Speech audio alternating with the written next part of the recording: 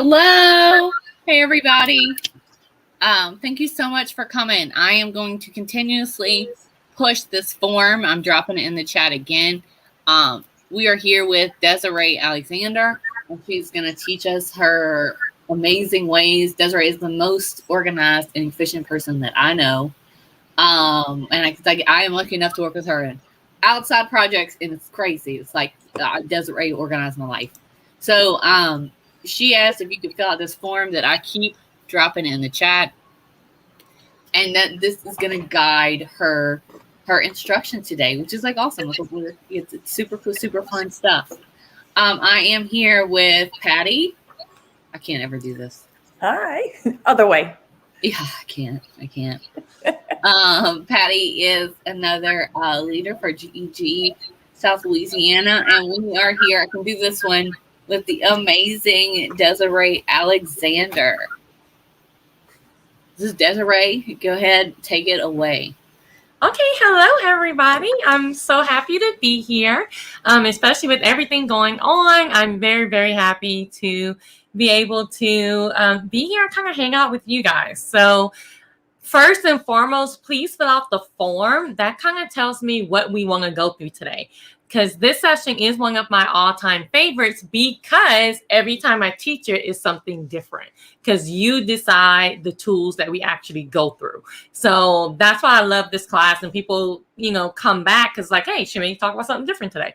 So I'm going to go ahead and share my screen, and let's hop in and get started.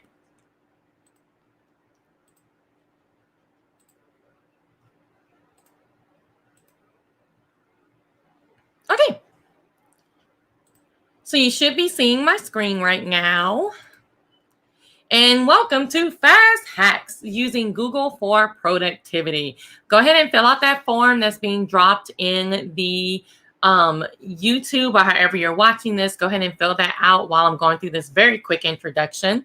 But I am Dr. Desiree Alexander. I am the Regional Director of North Louisiana for a nonprofit called APEL, or Apple, the Associated Professional Educators of Louisiana. I'm also the founder CEO of Educator Alexander Consulting, and that just brings me around the globe doing this. Well, now it's all virtual, but used to take me around the globe doing this. So it's really what I love, is to teach teachers and learn from teachers. So I will say in the chat, because I have the YouTube chat and everything open over here. In the chat, if I say a tip and you're like, "Ooh, I like to do it this way," let us know. Like, we want to learn from each other, not just like, "Oh, it's me. You're learning from me." No, we want to learn from each other. So definitely put those tips and tricks. Everything we talk about today is how to be more productive. It's tools that you're already using, but how do we use them a little bit quicker? So this is how you can contact me on the Twitter. I'm at Educator Alex, so follow. Facebook, Instagram, all other social media, honestly, is Educator Alexander. Twitter just wouldn't give me all my letters. So Educator Alexander everywhere. Website is educatoralexander.com. Email, like everything is Educator Alexander, except for Twitter. So Twitter is at Educator Alex. But contact me, ask me questions. I do keynote speaking and things at schools and trainings and all that. So any kind of help in that way, definitely let me know. And I just want to go on and like co-sign on that, because like Desiree already did an amazing event today with somebody that I'm lucky enough to work with in the real world. And so definitely want to jump on. She offers all kinds of stuff for free. She's not selling herself enough. Like every weekend, she is the hardest working person I know. So definitely look into all that. Yes, yes, yes. Thank you. And we just dropped, I think, 8 new webinars. And I have 3 left in my email to get flyers for. So definitely check out my website under upcoming events, and you'll be able to see all of the free stuff, like stuff that I haven't even promoted just yet is on there. But this is the link. So we're going to see what tools you want to talk about today. And then this is not really an evaluation, but I do have a place on my website where you can leave comments if you ever want to. Again, not really an evaluation, but always have that slide in here. So let's mosey along, shall we? And go to, we have some responses. All right, let's see what we are going to learn today. Use your voice and your advocacy. So looks like we have Jamboard and Google Sheets. That's always a surprise. I love when we have Sheets people, because I never get to teach it that often. So yay. Okay, so Jamboard and Sheets. And then we have a 3-way tie that we'll see if that tie is broken. If not, I may only be able to give you like 1 tip for each one before we run out of time. So classroom, calendar, and form. So we'll see if somebody breaks that tie. But for now, we're going to go through Sheets and Jamboard, and then we'll see what else we can do. So let's get started. I guess I'll start with Google Sheets. So I'm going to go ahead and start with Google Sheets.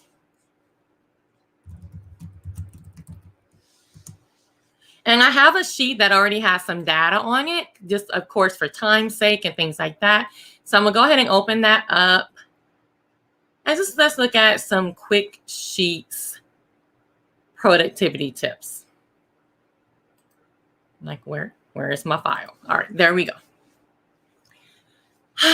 Google Sheets. For some odd reason, well, not for some odd reason, back that up. So many people are afraid of Sheets, whether it be Excel or Google Sheets. And I get that level of anxiety because I think I was taught Excel about 50 times. And every time it's like, I can't. And then for some odd reason, when I was about to say, it's Google Sheets. Like they showed me Sheets and I was like, all right. I have no clue why. They do almost the same thing, but for some reason, I don't know if it was just I was ready to learn it or not, but I don't know. So if this does give you anxiety, and that's the reason why I'm saying that, I'm not going into formulas, even though they're not as scary as you think, to be completely honest with you, but I'm not going into functions and formulas and that kind of stuff. I'm going to keep it pretty, you can click here and it does all this magic for you. So that's what we're going to look at. So I just want to kind of put you at ease. If you didn't choose Sheets, that's what we're kind of going to kind of look at today. So this is my Google Sheet. I have data on it. So let's say I want to quickly add or average. What can I do without going through the formula and things like that? So one of the things that I can do is, let's say I wanted to, this whole count 1, I wanted to sum all of these numbers. So you would think I can go ahead and just click on the F and highlight that whole column. But you can't because you have count number 1. And I don't want this to be in the count. It's just going to mess everything up. So what I'm actually going to do is just click on 199 and then drag this down to highlight. So now all of these, I saw what I did. Don't look at the man behind the curtain. Okay, drag this down. That's another tip I'm going to show you in a second. Oh, come on. I've done this before, I promise. Drag this down. There you go. And now I want the sum of all of them. So instead of, starting to do a function and things like that, I'm going to come right here to my lovely magical Sigma key or function key. So with this key, I can come here and click and choose what I want from these. So sum, average, count, maximum, minimum, and you have some other stuff down here. I just want to do the sum. So I'm just going to click on sum, and you'll see that it automatically does the formula for me. So now all I have to do is either click enter or click somewhere, outside of this space right here. And now it does the sum for me. If I add it in a column, it will change the sum. I mean, if I add it in a row and put a number there, it will change the sum automatically. So that's a very quick and easy way, again, to be a little bit more productive when you want to either sum or average. But most of us want to sum or average going this way, especially if we're talking about student grades and things like that. So, and this is fast hack, so I do go pretty quickly, but if someone can let me know if we have a question, just in case I'm not catching it, please let me know. So if I want to sum and average going this way, like I want to do it for a student, I would just highlight the two numbers and then come back to my magical sigma key and click average. Just like I did underneath, I can either hit enter or hit somewhere on, on the thing. So now it has averaged that for me. But the crazy thing is now I have to do that for each one, and that's going to take too much time. So because I already have it in here, I don't have to do it every single row. What I can do is come here and click on 147. And that's what I'm going to use. I know it has a name. I call it the ink blot. I know it has a name. Always forget it.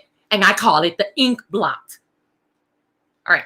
So click on the ink blot and whatever it's called. And what I'm going to do is I'm actually going to take just the ink blot and drag it down. Because if I just come to 147 and drag it down, that does nothing. It's like, all right.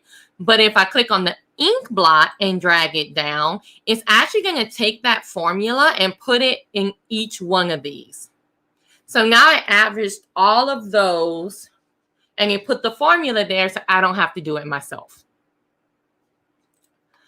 Another cool thing with looking at that type of stuff is if I come here and let's do this one since I did count one last time. I'm going to come here and just highlight all of these. You also have this handy dandy button down here that if I come here and click it, it gives me the sum, the average, the minimum, the maximum, the count, and how many numbers, which is the count.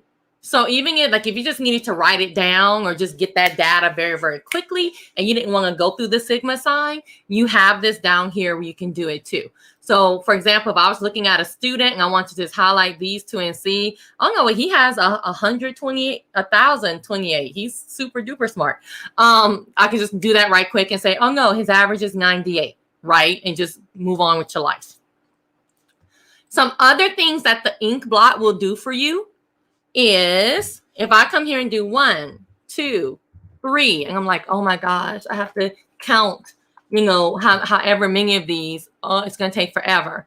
Well, I can come and highlight the 1, 2, 3 because I wanted to keep that pattern going. So I'm going to highlight the 1, 2, 3 and then use my ink blot. And it will continue that pattern for me. Now, if I needed to put A, same thing. I can come here and say, hey, I want this pattern to continue. And now it will continue for me. So whatever you start the pattern at, you can keep it going. This is a cool thing that I use in Excel and Google Sheets all the time.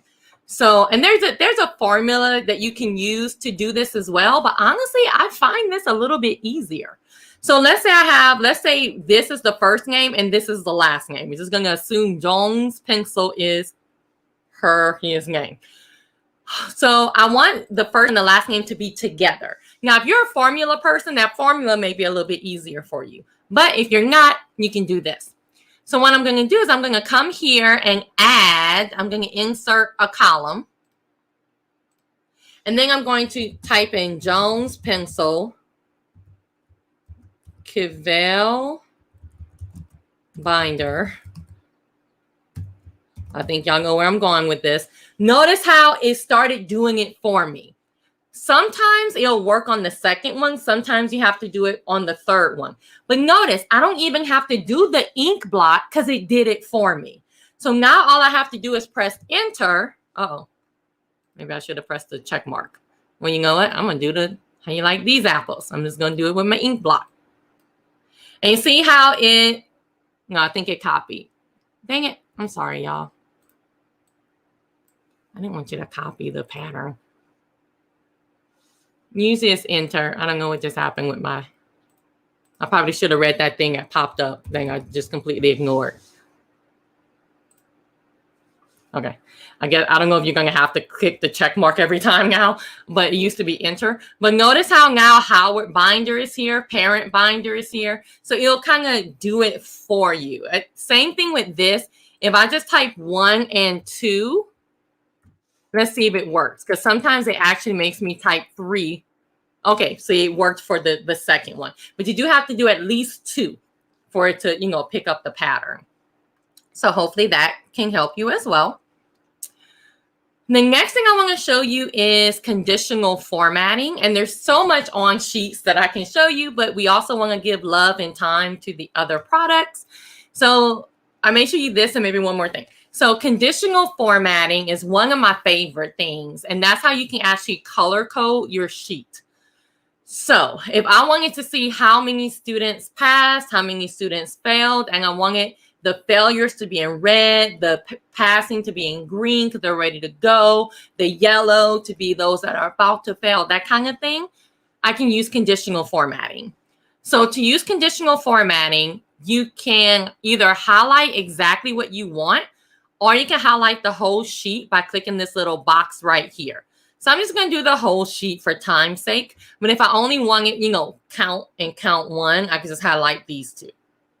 And then I'm going to come to, you can just think of conditional formatting, go to format. So I'm going to go to format and hit conditional formatting. Okay. Now notice it has the range that I've already highlighted. If you don't want to highlight ahead of time, you can actually come here and type in the range. Up to you. I just find it easy to do that ahead of time, then I don't have to worry about it. So what I'm going to say is, what is my rule? So I want my rule to be, notice you have text, you have date, you have number rules, you have a bunch of rules you can do. I'm going to say if the number is less than 1,000, we have different numbers on here. If the number is less than 1,000, I don't want the text color, I actually want the fill color. So if the number is less than 1,000, I'm going to do 500. Fill it with green. Done. And notice the thing that I like about conditional is notice it's doing it while I'm doing it. So if I'm like, oh, I don't want it to look, I need to do another. Like I can think through all that while it's doing it. So I want to add another rule. I did that kind of quickly. Right here, add another rule. Now I'm going to say if the number is less than, that's going to highlight everything again. Let's say is greater than 1,000. Mark that in this highly blue color. And then I could just keep going. So notice it did it to my numbers and it did it to the date that it got over 1000. So there you go. That's how you use conditional formatting. And then you can actually use this data for whatever you want to use it for. But at least it'll be highlighted in the way that makes it a little bit more visually pleasing to you.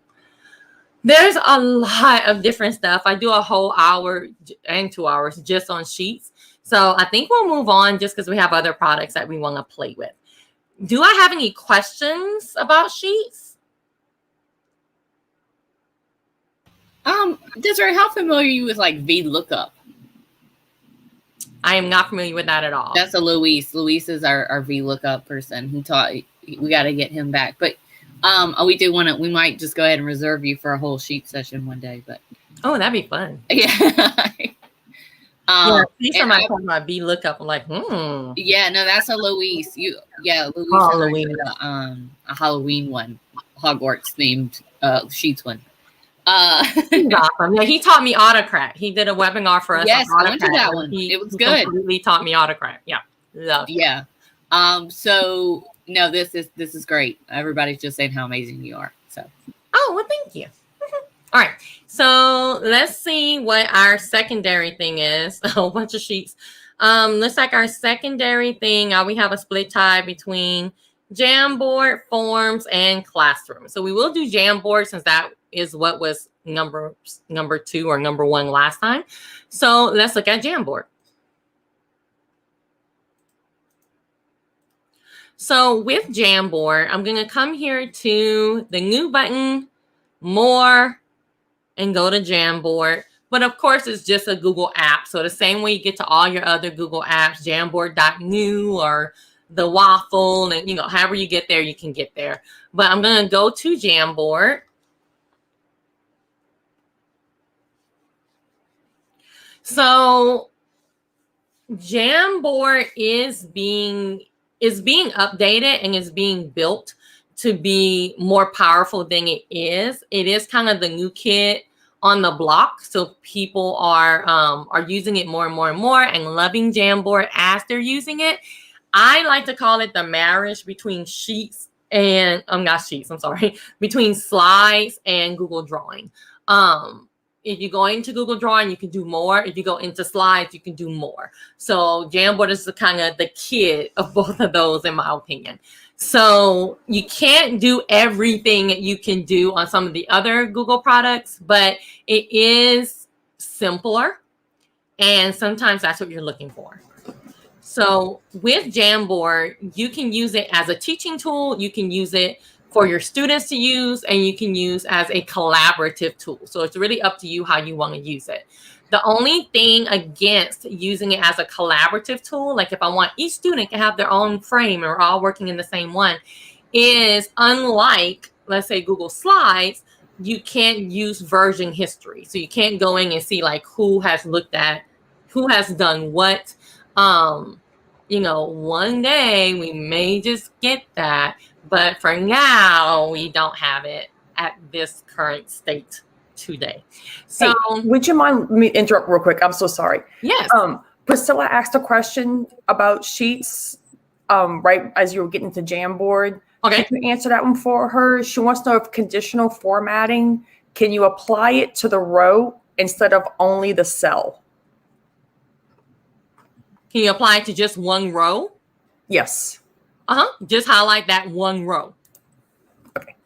Thank you. Yeah. So I actually helped somebody do that because they were looking for certain data within just one person. So just highlight that one row, and then that one row is the only one that's going to be affected. Perfect. Cool beans. All right. So that's the deal with Jamboard. It's not a lot of buttons to it.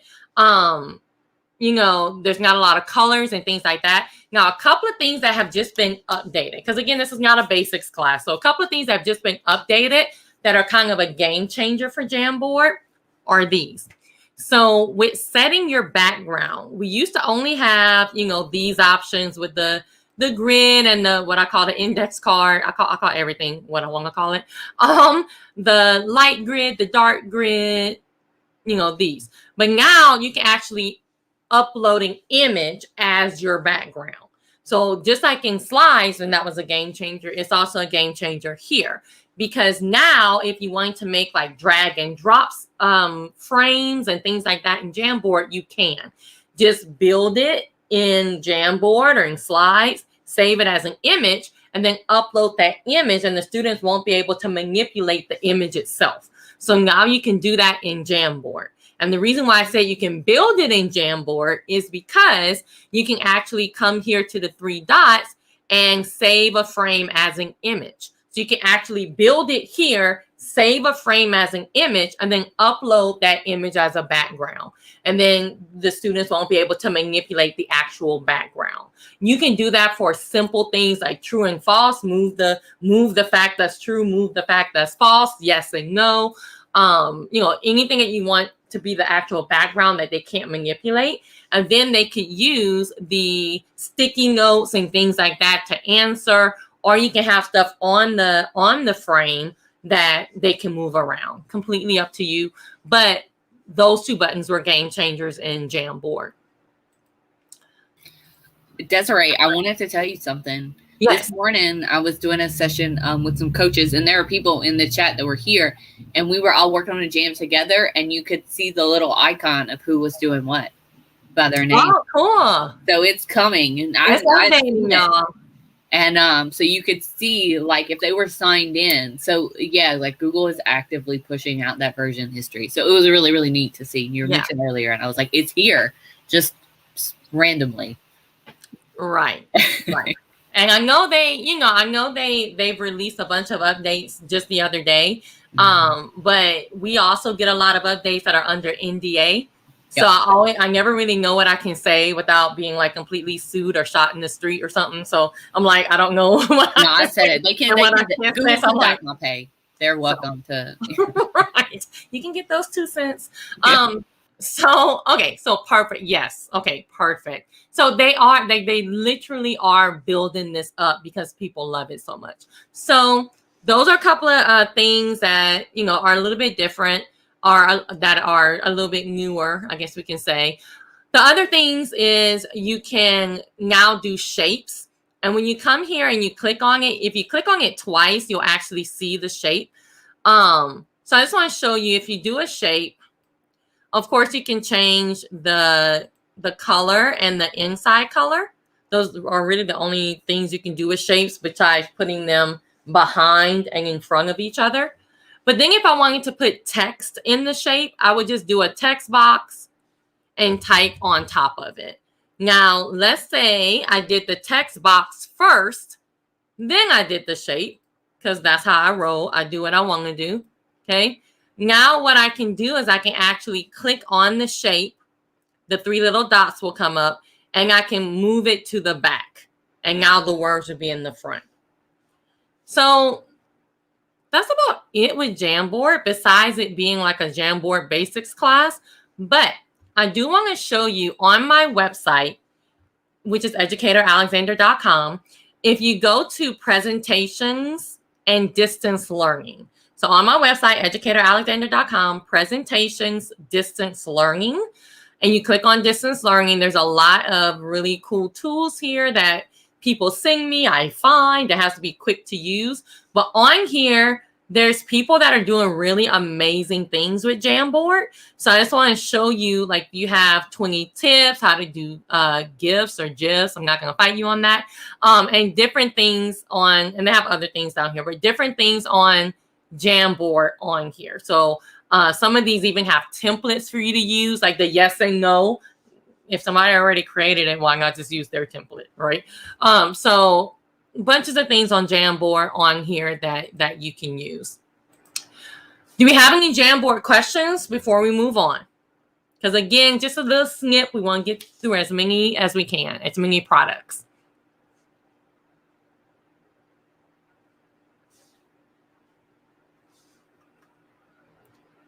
Okie dokie.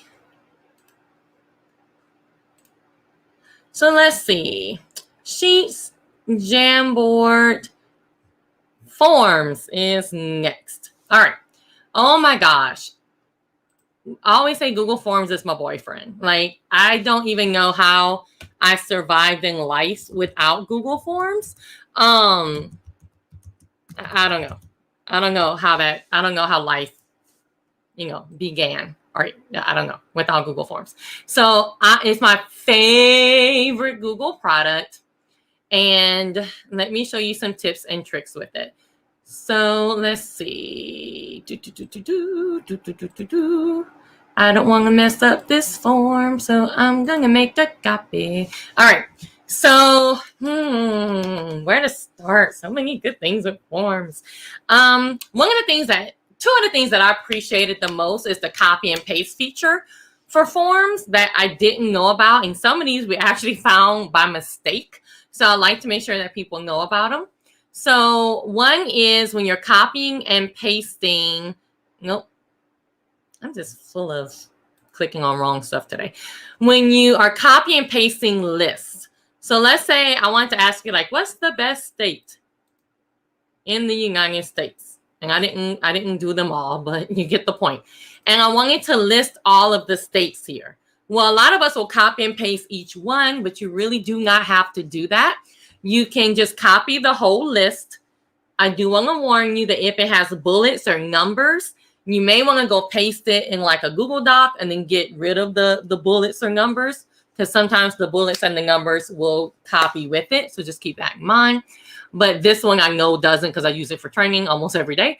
So what I'm going to do is I'm going to click on option 1, like I want to paste just one, and I'm just going to simply paste it. And now all of them will be there. This actually works with sentences as well. So it doesn't have to just be one word. We've done it plenty of times with like sentences, and they copy and paste just fine. So just keep that in mind. If you have a whole list of stuff, that's going to save you some time to copy and paste it that way. Another thing is if you have, let's say, a long story or a long, article or something that you want the students to go to. Well, what we started to learn, especially if you use locked mode, is that the students can't, click on the link and go to something else. So you want to copy and paste this story in there, and it looks like a hot mess when you copy and paste it in the question. So quick tip, I guess I could have hit Control A, but that's okay. We're good. Copy. Quick tip for that is instead of copying it in the question itself, use TNT, use title and description. So if I click here, the title can be, Telltale Heart or whatever I want the title to be. The title could be the instructions if I want it to be. And then under the description is where I'm going to actually paste the story. The cool thing about doing it this way is that now I can actually put more white space. Now, I still don't have, like rich text. I can't make stuff bold and stuff like that. But at least I can put spaces between stuff. So that made me very, very happy. I don't know about you. I think I can put, questions underneath it. So if I come here and look at how this looks, it looks pretty doggone great compared to copying and pasting that in the question where it looks like a big jumbled up hot mess. Next, I want to quickly talk to you about response validation and some of the awesome things that it holds for you. So for response validation, I'm just going to go ahead and click it on. Depending on what type of question you have, you're going to get different options. So I'm only focused on the short answer or paragraph. I usually stick to short answer, but both of your text type of questions. So within that, you have the length. So you see where it says number, I can click that and choose length. With length, you can choose a maximum or a minimum character count for your form. So that way, you're not the bad guy by telling your students you need to write more or you need to get to the point quicker. You can let Google be the bad guy, because if I say that they have a minimum character count of 300, not word count, character count of 300, then if they write 299 characters and try to submit it, Google's going to say, no, no, no, boo. Not in that way, but it's going to tell them no. Okay. And then they have to go and change it. So I like the length because, again, it doesn't make me the bad guy. And I can kind of tell people, I don't want your whole life story. I just want you to get to the point. So I'll put a maximum character count. So you can't go over this many characters. Get to the point. Right? There's also regular expression. Now you can use text. You can play with that. You can play with number. I love to just skip all those and I go straight to regular expression because regular expression covers all. It covers the numbers, it covers the letters. So if you wanted to do something like a digital breakout room, if you want to put a password on your form to where students cannot get into the test until you want them to get into the test, and I don't mean that because some people will say, oh, on Google Classroom, I can schedule it. Well, even if I schedule it, I may not want them to start the test until I tell them to start, right? Even if I schedule it to go out at 10 o'clock, I may want to give instructions at 10 o'clock. So I like that you still have a little bit more control. Also, it helps with absent students. So if a student is absent and you know that they're going to be like, the passcode is red, you can just change it to blue because the students who are already taking the test are fine. The students that are trying to get in later, if they think the password is red, it's not, it's blue. And you can just change it. I'll stop right there. So I like to use regular expression, either contains or matches. So matches means they have to put exactly what you put. Contains gives them a little bit of leeway. So let's say that the passcode, the pattern was personalized, right? Well, I can say, well, if they write the word person, give it to them, because they may put personalization. They may put personals with the S. I don't know. Just give it to them if they have the word personal somewhere in what they typed. So that's what contains does. And then, of course, you have matches that says match exactly what I put. Custom error text is going to be, please, like you can give them a hint, or you can just leave it blank and Google's going to tell them when they're wrong. Completely up to you. Probably last but not least, and there's so much to show, including branching, which I absolutely love, but some extensions that you can use and your kiddos can use with Google Forms. So Equatio absolutely is a game changer for my math teachers. We do in Google Forms, and you can actually get the pay Equatio for free as an educator. I have all that on my website. If you need to know, just let me know. Read and Write will read the form to your students. Emoji Keyboard is a way that, it's not the only way, but it is a way that you can put emojis in your questions and in your answer choices.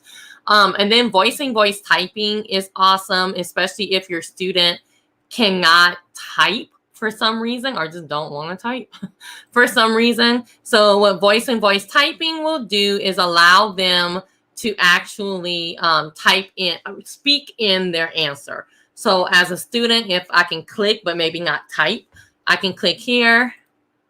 I don't think you should have a password on here. I think that's stupid.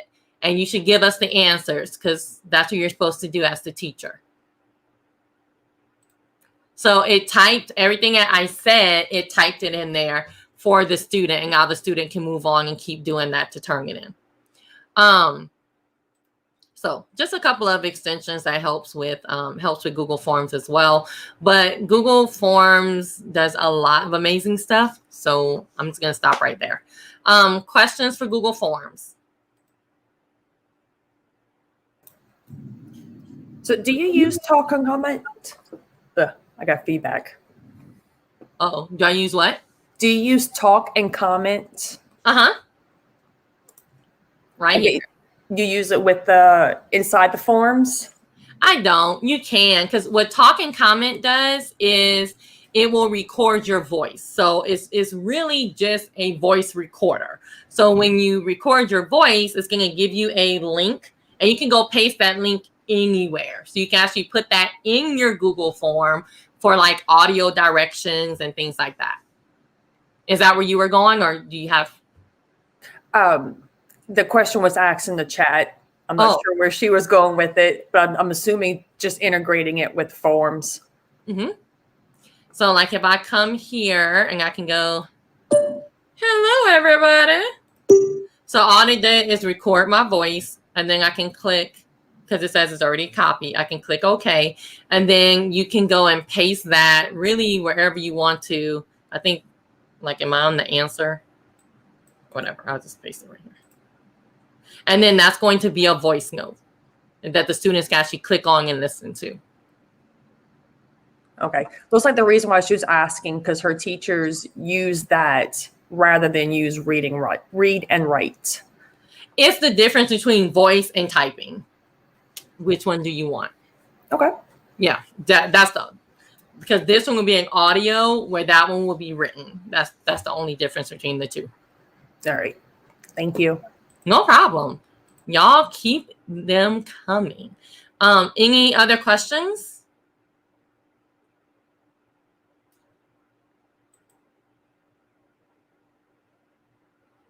Okay, and please remember to put your suggestions in the chat.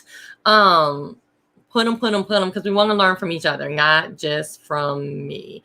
All right, so let's see. I think we have Google Classroom is next, and then Gmail. Oh, another one I love. When you talk about organization, I could talk about Gmail for 50 years. Google Classroom. So again, remember, this is not like every tip in the world. It's all about being productive. And to be productive, you're going to be organized. So that's the main focus again for this session.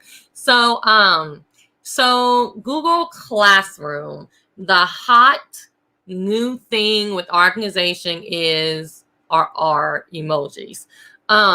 So that's kind of the again the hot new thing with Google Classroom, and it does make a huge difference. So when I talk about using emojis in Google Classroom, it is when you create a system. So you're not going to use random emojis every time you come to your Google Classroom. You're going to create a system for yourself that makes sense. So for example, anytime a student has something to read, I'm going to use the red book. Anytime they have something to do, I'm going to use the yellow pencil. Every time they have something to watch, I'm going to use the eyeballs or the video camera. So coming up with a system. And then when your students look at their Google Classroom, they're able to automatically see, okay, I have 2 things to read, 1 thing to do, and 1 thing to watch. Perfect. I don't even have to read. I just can see very clearly that that's what I have. So to do that, you're going to come here when you're creating your assignment. You're going to put the emoji before the title, and that's what's going to have it look very, very organized. So you're going to put the emoji before. There's different ways to get emojis. I'm on a PC. So on a PC, on at least like Windows 8 and higher, if I'm not mistaken, on a PC, if you just right click, you're going to see an emoji button. It's the Windows key and a period. And I forget what it is on a Mac. I'm not a Mac user, but somebody usually puts it in the chat. So Mac users see what that is. But right click emoji button, and then I can come here and choose whatever emoji I want. There you go. You have a whole bunch of emojis. They're inclusive with different skin tones, which I'm always appreciative of. So there you go. If you don't see that, I use Emoji Keyboard. I love that extension, Emoji Keyboard. There's 1,000,001 emoji extensions, so choose the one that you like. I like this sometimes even over the right click because I can search. And I appreciate that a lot. So I can come here and search for the emoji that I'm looking for. And when I want to use it, I would just click on the emoji and it automatically goes wherever my mouse was, wherever you were ready to type, it'll put it there. But even if for some reason it doesn't, when you click on it, it's telling you that it copied it. So I can always come here and paste it too. But that, again, is kind of a hot new thing with organizing your Google Classroom, is putting those emojis before your titles. You can also use them in your topics. And of course, topics is almost like a must at this point. You have to use topics to organize your Google Classroom. We still don't have the option of subtopics or anything like that. So what some of my teachers have started to do, because we actually sat and brainstormed, like, what can we do? Because Google Classroom becomes a hot mess. If you use it repeatedly and you use it a bunch, it becomes a lot. Even though you have the filter over here, and the only way you get the filter is by using topics. Even though, the students can use these filters and you can use these filters, it still becomes a lot. So what we have started doing, and this is not a tip for everybody, but for those that may want to test it out, is we've started making a new Google Classroom every time cycle, like filling your time cycle. So some of my teachers make a new Google Classroom every 6 weeks or every 9 weeks. Some of them do it by semester. So every semester they make a new Google Classroom for all their classes. The students join and they continue. What they've started to see with doing that, because we thought about that at the beginning of this year, of just like, how do we not make it such a hot mess? And how do I not delete stuff and then lose all my work? Because if you delete it, then you can't reuse post. If you archive it, you can reuse posts. So that's how we started archiving the old class and then creating a brand new classroom for either the 6 weeks or 9 weeks or the semester.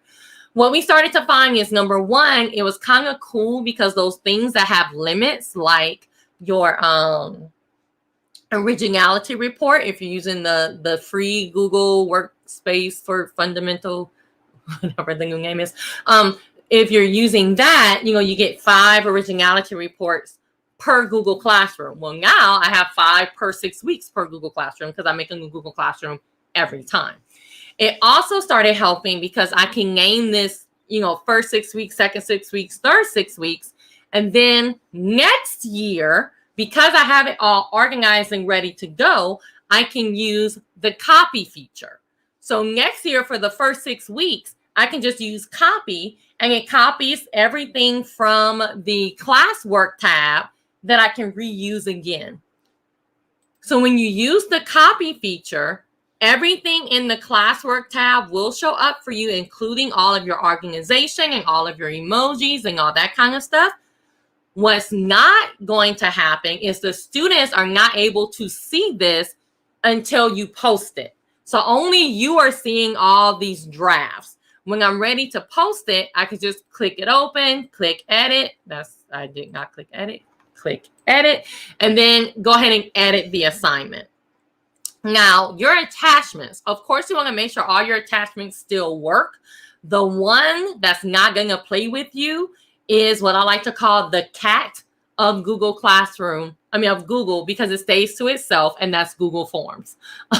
Google Forms, like, sweetie, who you think about to get copied? No, ma'am. So you will have to kind of go redo the Google form, but you probably want to do that anyway because you don't want all the data to be together from year to year.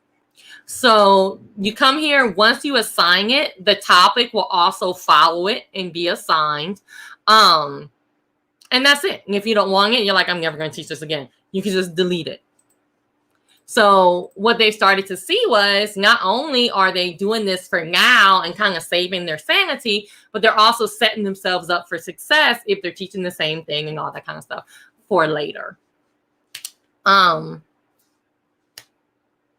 think I'm gonna stop right there. Any Google Classroom questions?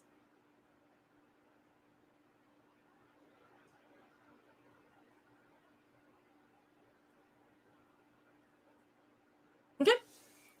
And of course, you have some of the newer buttons like to do, to review. If you're in a Google Classroom, you'll get the to do and teach your students to click on that. And it's just a nice little snapshot of what they have to turn in, and to review is what you have left to grade, and little stuff like that. Oh, let me show you one more thing. I think a lot of people know this by now, but just in case, on the grades tab, you can get nice progress reports for students.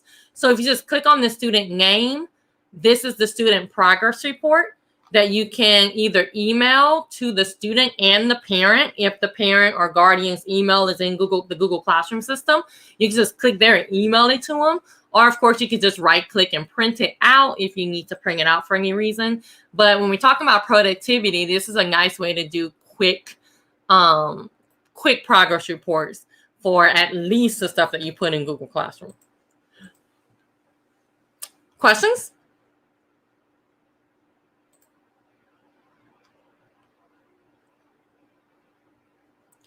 Okay. No, I didn't want to let you know, because sometimes it can feel weird when you're just sitting here and nobody's responding back. But no, we did have somebody on Facebook ask about breakout rooms, but I kind of sent some information to them, but I can't respond directly. It's complicated. But breakout rooms that are possible, like using calendar and stuff. But no, I definitely think all of those Google Classroom, I'm assuming you will be doing some kind of get prepped for back to school this summer, huh? I'm sure. Yeah, we do some, yeah. And I want to lead you to my YouTube channel as well. The person who asked about breakout rooms. So on my YouTube channel, we have a bunch of different, not only webinars, like if you were interested in Louise teaching you about Autocrat is on the webinars. And we have a bunch of 5-minute tips that show you stuff like that, like how to do breakout rooms and things like that. I just spent time moving everything into different playlists. So if you click playlist, you can see I want to learn more about Google Drive or Google Forms or branding or Gmail or Google Admin. So a lot of just to break it down even more to get you to what you need.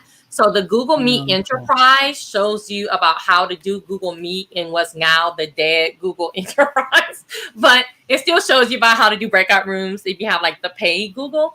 And then in Google Classroom Help, wherever that is, it shows you how you can do breakout rooms using the free. Hello, everyone. Using the free Google, Basics. Google. We'll learn Google it. We'll have it all Classroom. down. Yeah. Yeah. We'll have it all memorized.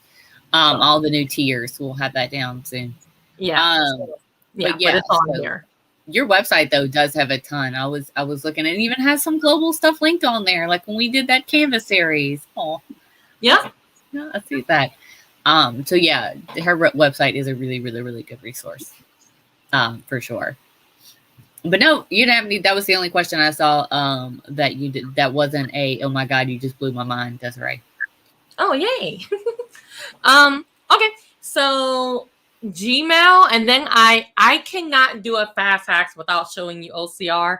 So if you've already heard me or somebody else talk about OCR, you can kind of disconnect your brain at that time. But just I'm trying to spread the love of OCR around.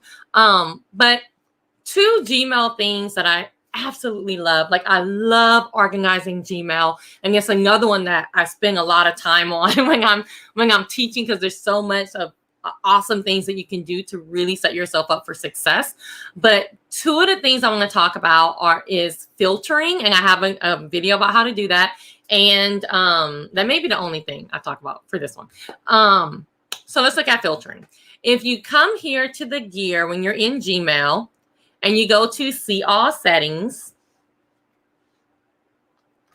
you can come here to filters. So what filters will allow you to do is to stop the email that's coming into your inbox and do different things with it. You can have it skip your inbox and go into a label. You can have it automatically delete itself. You can do just different things. And it really saves the day when you're talking about organizing that Gmail, especially if you're my person that has like 1,002,099 emails in the inbox, which makes me itch. This is one of the ways you can start clearing that out. I'm not saying deleting them, but you want to start using your labels way more if you have all those emails in your inbox. So to create a filter, I'm just going to hit create a new filter. So you need to tell it who is this email from. So you can put an email address right here. If you get those like automated emails from like your SIS, and you may want them one day, but you definitely don't want them now, go get the subject and put the subject here, right? So just however you can identify the email that you want to filter, that's what you're going to do right here. So I'm just going to say emails from my personal email address. There you go. And I'm not going to hit search because I don't want to just search for them. I want to actually create a filter. So I'm going to hit create a filter. Now you're going to tell it, well, what do you want it to do? You can say, you know what? Skip my inbox. It's going to automatically put it into the all mail because it's going to automatically archive it, and put it in my pending Monday label.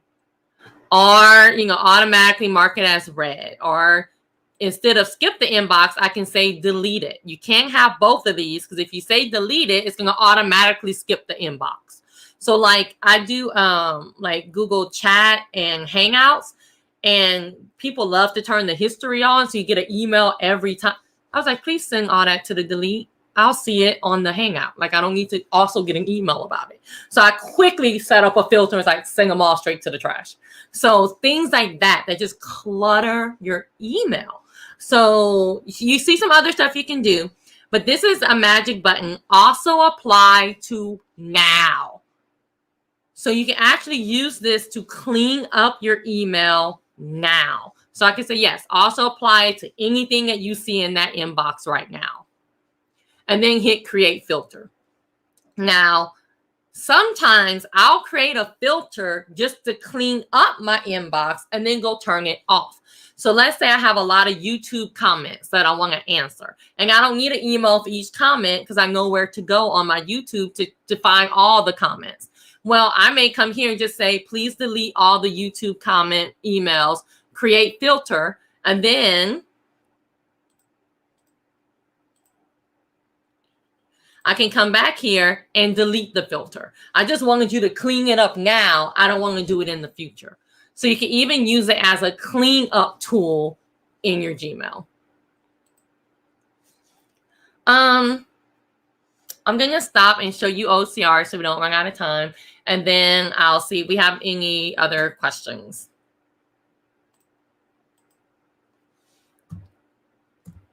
So OCR is optical character recognition. Optical like your eye, character recognition. And what it does is it allows you to take a picture of something. It kind of sort of started working with PDFs too, but it allows you to take a picture or find a picture. The picture just has to be JPEG or PNG. JPEG or PNG. If you have one of the newer iPhones, your iPhone has started taking a different file type, HEIC, something like that. And you can turn that off. So again, if that's something you want to know, I have a quick video on YouTube about how to do that. It's like 2 steps. But JPEG or PNG, it doesn't have to be something that you took. It could be something that you found. But what it's going to do is it's going to type all of the text on the picture for you. You'll just have to format it. So I have 3 very quick pictures here. I have a picture of a test. I have a picture of some handwritten notes. Some of them are in cursive, some of them are in print. And I have a picture of a flyer from one of my Louisiana schools. Okay. And I have a PDF.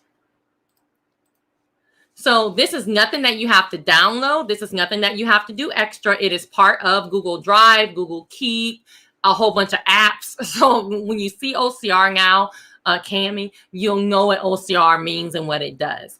It does not work well with charts or graphs or anything pictorial. It doesn't work well with math problems that are just like math problem, because it's almost looking at that as a picture. So just keep that in mind. It's really for text.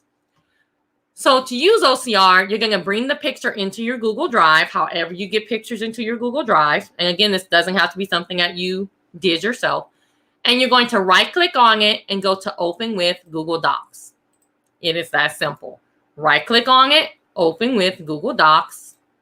Right-click on it, Open with Google Docs.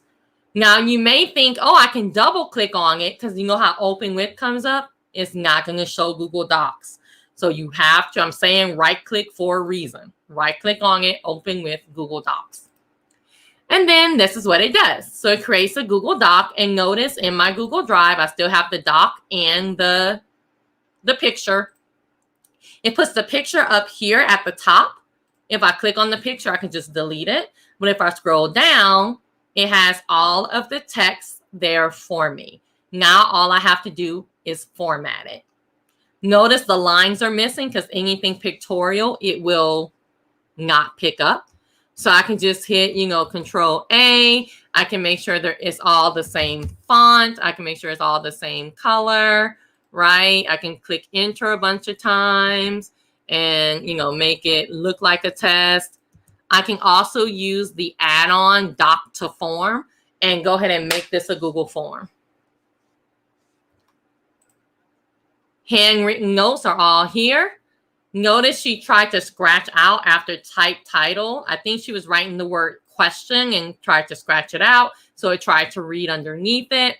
You have the flyer that I wasn't sure if it was going to work because you see this big picture. I was kind of concerned that it would take the line, but it did just fine.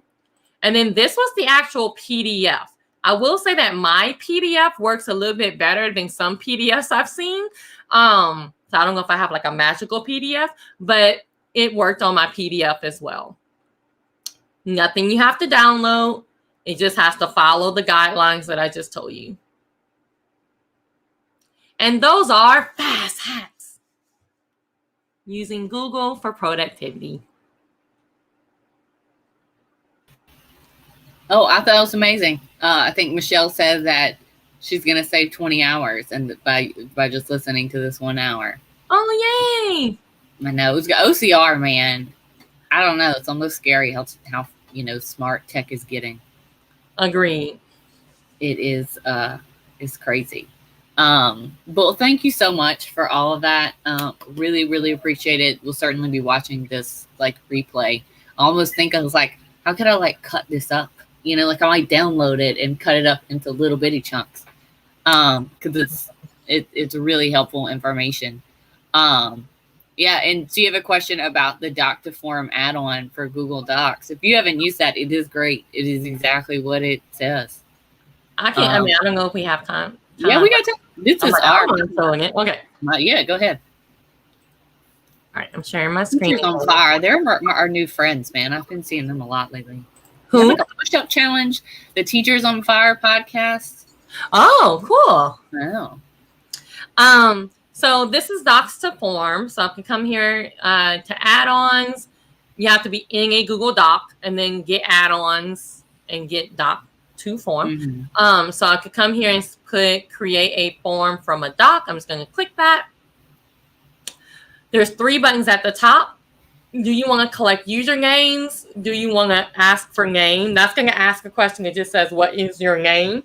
Not first name, last name separated. So just keep that in mind. And I'll go ahead and click all 3 so you can see them. And then ask for teacher name. So they'll just do that question for you themselves. And then what's your question number 1? So I can highlight. I'm not going to highlight the number 1 part. You can if you want to, of course. And then I love this button that they added where if I highlight, I can say use selected text. So I really don't have to do copy, paste, copy. So there you go. You only have these different question types. So the text is short answer.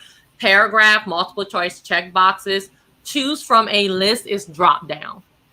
Okay, so you have pretty much your 3 multiple choice kind of ones and your 2 text ones. So I'm going to leave this I'm going to put it as a multiple choice. And notice it says add option separated with semicolon. This is, for me, I would rather just copy and paste into the Google form itself. So I would rather just do all the questions and then just copy and paste this directly. But it's up to you. So I'm going to do it the right way. So I would have to come here, or like even right here, I would like delete the A, delete the B, and I would come and you would have to put semicolons between each one. And to me, just because I know the copy paste feature, I just find it a little bit easier. So I'm just going to do 2. And not easier, faster, I should say. And then I have to paste, so they don't have the use selected text for that. And then you can add a question and keep doing the same thing over and over and over again. I'm just going to hit create form. It's going to say success. What's it going to say? I didn't hear it. I didn't hear it the first. Oh, it's not going to, no. It's going to read success. And then I'm going to click view form. So here's my form. It did take the title of the doc and make that the title of your form, but of course you can change that. Because I said to collect email addresses, it already turned that on. What's your name? Who's your teacher? It put those questions there. And then here's my question here with my multiple choice. So like I said, I find it easier to just click add option and paste them myself. But instead of trying to do the semicolon, but at least you have different options. I'm all about having different options. And that's Doc to Form. That was awesome. That was awesome. Well, gosh, I've seen a lot of new people that I'm like, I feel like we made a lot of new friends today. You know, sometimes I feel like it's like my same little crew. I feel like we had a lot of new people here today. So thank you so much. I'm going to put Patty on the screen. So she can, thanks so much for Patty. She's in the background helping. This would all not be possible without people like Patty who are the StreamYard team. But, yeah, for real. But thank you so much, Desiree. Do you have anything you want anybody to fill out? We'd send everybody to your website, definitely. Yes, it's in her link for her website is in the chat. I mean, I visit her website, you know, like you should too. Like it's a legit resource, so bookmark it. But thank you so much, Desiree. I'm sure you've got she's probably got like a 3 o'clock, a 4 o'clock, and a 5 o'clock today, which is the hardest working woman out there. But thank you so much for having us, and I'm sure I will talk to you soon. Thank you so much, guys, for having me. I appreciate it. Yes, yes. Talk to you soon. Bye. Bye, everybody. Thank you for joining us at this Global GEG event. You can watch this recording as many times as you want. Visit our website or Twitter for more information. Don't forget to join our Google group. Don't forget to fill out the feedback form. Thank you for joining us at this Global GEG event.